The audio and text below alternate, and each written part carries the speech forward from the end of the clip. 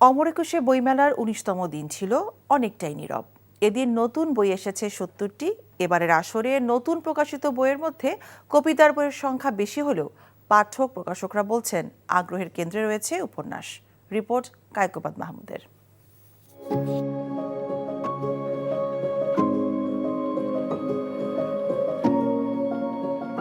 অমর একুশে গ্রন্থমেলায় প্রতিদিনই আসছে নতুন বই। মেলার ১৮তম দিন পর্যন্ত চলতি বছরে নতুন বই এসেছে ১,৭২৩টি, যার মধ্যে সবচেয়ে বেশি রয়েছে কবিতার বই। সংখ্যায় তা ৫৭২, যা নতুন আসা উপন্যাসের প্রায় দ্বিগুণ। তবে প্রকাশক পাঠকরা বলছেন কবিতার প্রতি পাঠকের আগ্রহ অনেকটাই কম।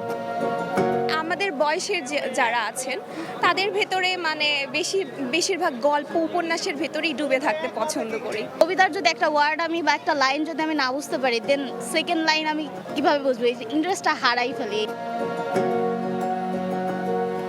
তবে লেখকরা বলছেন কবিতা হলো মনের খোরাক, তাই অর্থনৈতিক দিক নয়। এক্ষেত্রে কবিতার প্রতি ভালোবাসা আর আবেগই মুখ্য। আমি যখন কবিতা লিখি তখন কিন্তু আমার মনের যেই অনুভূতি রয়েছে সেগুলো কিন্তু প্রকাশ করি। সেটি ক্ষোভ হতে পারে, রাগ হতে পারে, ভালোবাসা হতে পারে। কবিতা লিখলে মনের আশা, মনের খোরাকিটা মিটায়, কিন্তু ছোট গল্প লিখলে অর্থনৈতিক ব্যাপারটা অনেক বেশি বেটার হয়।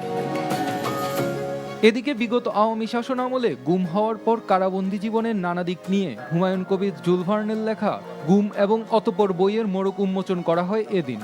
বইটি প্রকাশ করেছে সরেও প্রকাশনী।